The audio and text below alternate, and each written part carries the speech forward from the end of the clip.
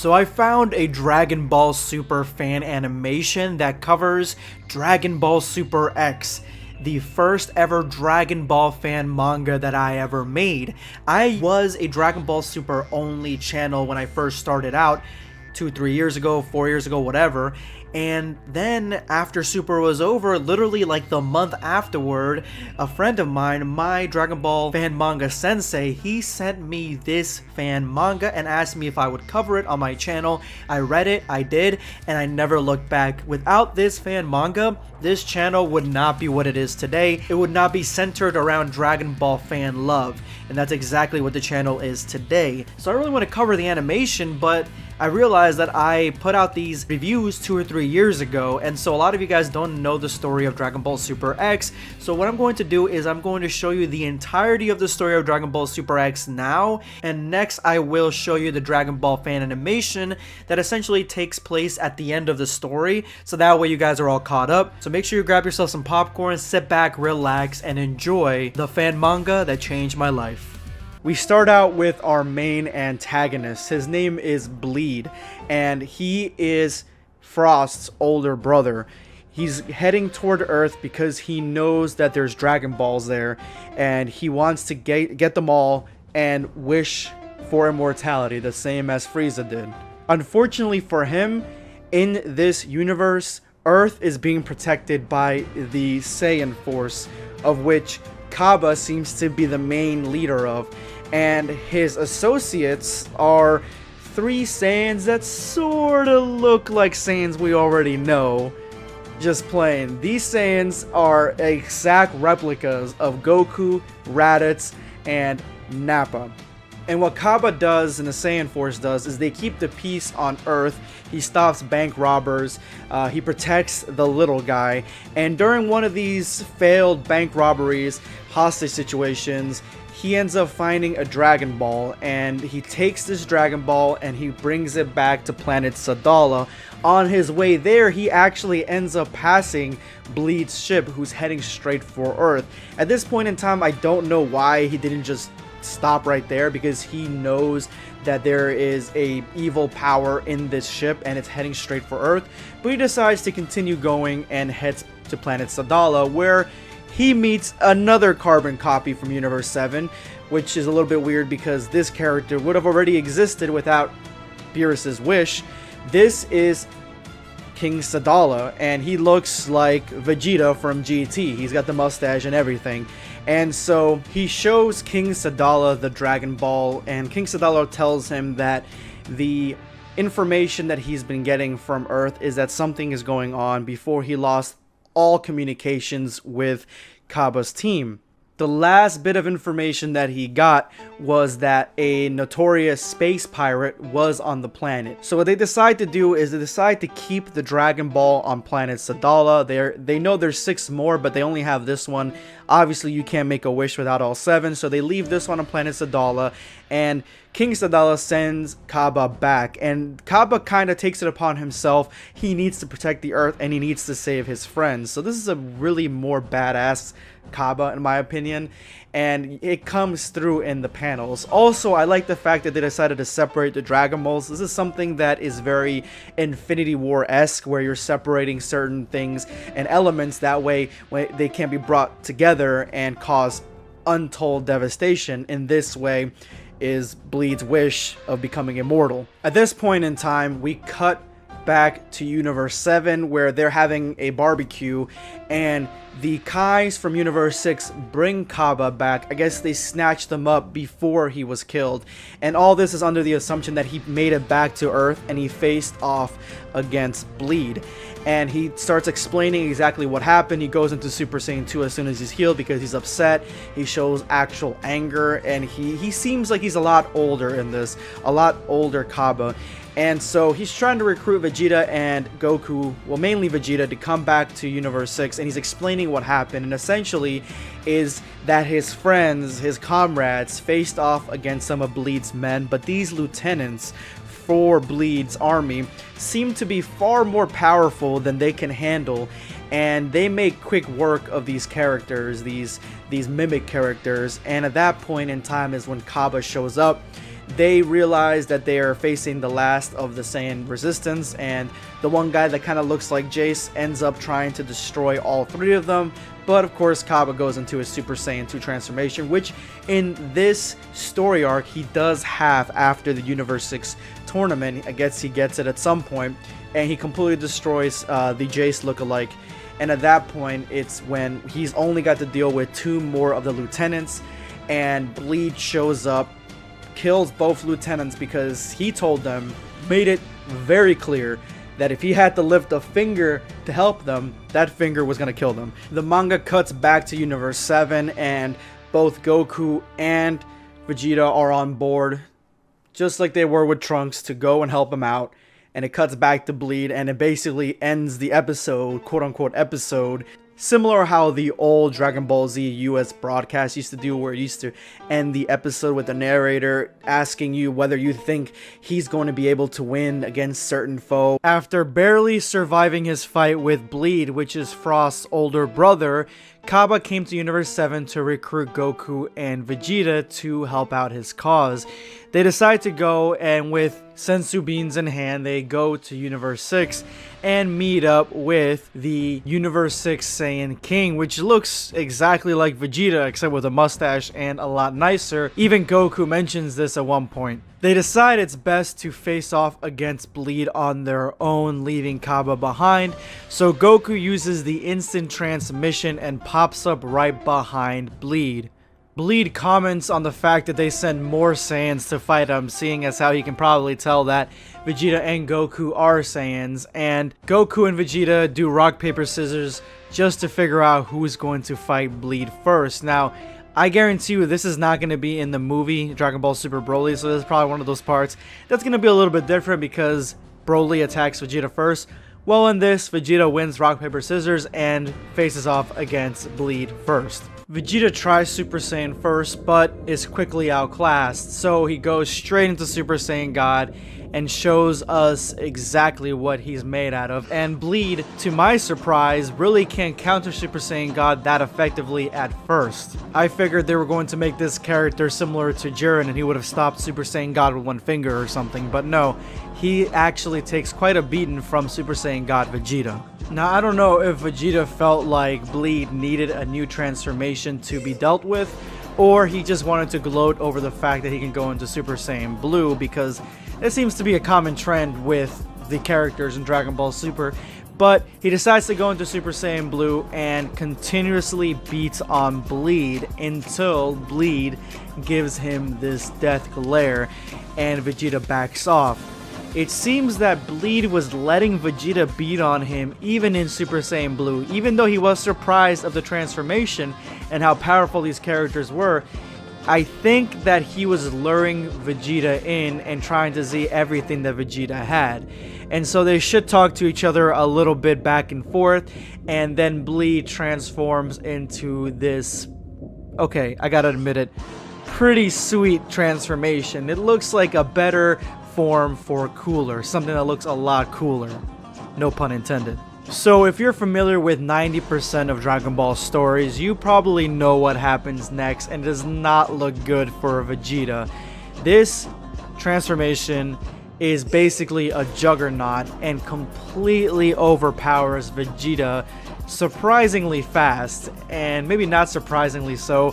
I'm hoping this is something that doesn't happen in Dragon Ball Super Broly. I can really only take Vegeta getting beaten up like this, going in first, getting beaten up like this 2 times tops, and I think it's happened more than that, but seriously, it is kind of getting old. I don't like the fact that they decided to go this route, but it is what it is, and Bleed is just decimating Vegeta, even at one point about to kill him until Goku intervenes with a Kamehameha wave and then has to go into Super Saiyan Blue to face off against Bleed as well.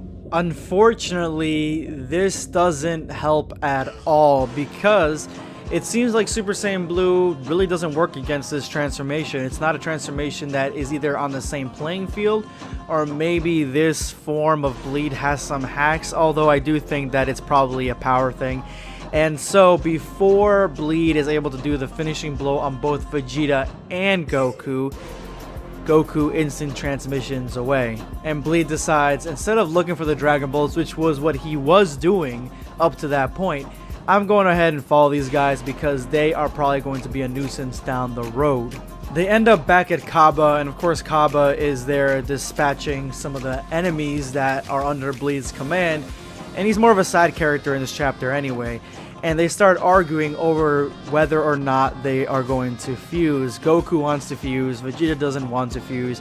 We've seen this storyline before, but Goku decides to pull at Vegeta's heartstrings when it comes to the Saiyan race. They came here to save the Saiyans, or at least try to save the Saiyans, and they are not going to succeed in that unless they decide to fuse, because on their own, they cannot take out this character.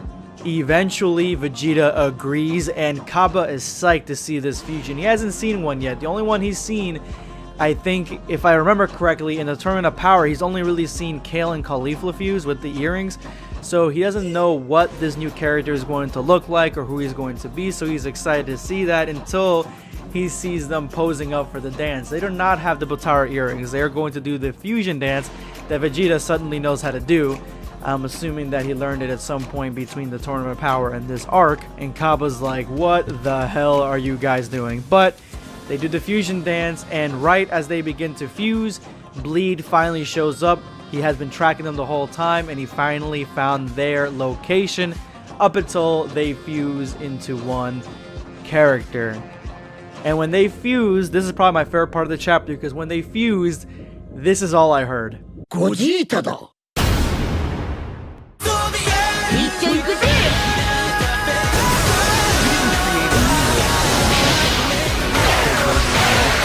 Anyway guys, that's the end of chapter 2. Now something interesting right away happens at the beginning of this conflict. Bleed is telling Gogeta that he's still battle damaged and weary and has no energy because of all the fighting that had happened right before his fusion. And then Gogeta asks Kaba for a sensu bean, and that's it. I was under the impression, I guess, that if you went into fusion, you basically had all your stats re-upped. They kind of reset themselves. You were back at 100, and I guess that's not the case because he had to take a sensu bean, which is an interesting twist, but I like that they threw this little detail in there to make it more believable that the situation is indeed dire, and Gogeta needs to be at 100 for this. Right away, Gogeta grips up Bleed no problem and delivers a devastating punch to his gut. And I love the detail here in Bleed's armor. I like that it's cracking and breaking. So at this point now, base form Gogeta is handling Bleed at his final form, no difficulty. And Gogeta seems a lot more like Vegeta here in the way he talks and the way he's taunting Bleed. It's time for Gogeta to end this. He is on a time crunch. He's only got 30 minutes, and as we know, sometimes the fusion, or more often than not, the fusion fails faster than that. The more power you use in it, the more Kaioken you use, the more Ki you use, the more Super Saiyan Blue power you use, the more God Ki you use, the more special attacks and abilities. Normally that is going to drain your time. So he does a Big Bang Kamehameha to try to take out Bleed right away. But at the last second, Bleed shoots out all his energy in one engulfing flame, and it seems to have protected him for the most part. It blocked most of the attack, even though his newly acquired armor is completely gone. So was his new transformation just a power-up in the armor? The armor that he was wearing powered him up? Or was it actually a new transformation? I'm not exactly sure on this one, but I like that he went back to basically the base form that we've seen, but he is definitely extremely battle damaged, and as you guys know, I love battle damage. Now this is where we get to both halves of the fusion fighting against each other, because just a second ago, Gogeta was trying to finish off Bleed right away. And that is because the fusion will not last forever. And throughout this chapter, you could tell that Gogeta knows about the time limit. He is trying to push this fight as fast as possible. But the Saiyan part, at least the very thick Saiyan part, coming from Vegeta, and even Goku at a certain level, is pushing him to see what Bleed has left. And Bleed has used the magic words that have worked on so many Saiyans before. I have another form. I have more power. You have not seen the extent of my power. Those are the words to make any Saiyan let you get to your final form, and that's exactly what happens. Bleed goes into his final form, and we've seen this form before. Gogeta's not really impressed, and I love the art behind Bleed's golden form. I always felt that Golden Frieza, or the golden form for the Frieza race, is probably one of the harder ones to draw because you have to figure out a way to make him look gold in black and white. And the artist pulls it off perfectly here. This is obviously Golden Bleed. Right away, it's obvious to see how much more power this golden form has given Bleed because he's actually landing some hits on Super Saiyan Blue Gogeta, but nothing is settled until you get to the Beam Death Ball struggle, which is an icon for Dragon Ball. But going into Kaioken, Gogeta takes the win and the fighting continues.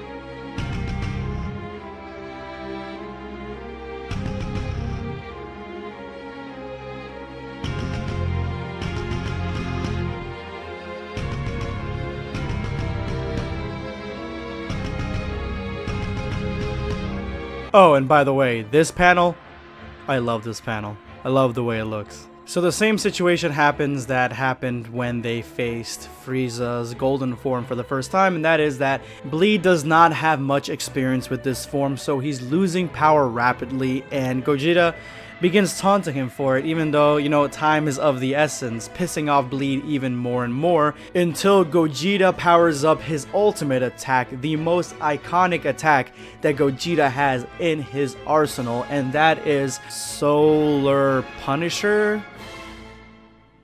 I'm pretty sure they meant Soul Punisher. Whatever, you know what I'm talking about. I'm talking about this. Either way, it's time to finish off Bleed once and for all, and poof, the fusion's over. Ain't that a bitch?